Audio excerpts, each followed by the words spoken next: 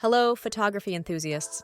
Today, we're diving into how you can customize the C1, C2, and C3 buttons on your Sony A7R for quick and easy access to your most used settings. Power on your Sony A7R by turning the switch around the shutter button. Press the menu button to enter the camera's main menu system.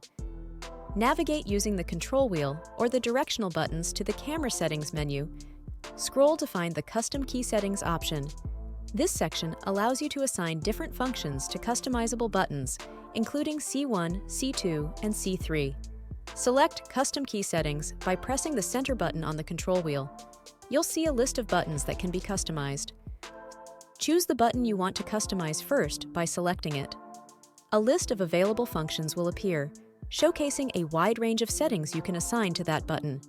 Scroll through the list of functions and select the one you want to assign to the button. For example, you might assign IAF to C, one for quick access during portrait sessions. Repeat the process for the other custom buttons, C2 and C3, as desired, assigning each one a specific function that suits your shooting style and needs.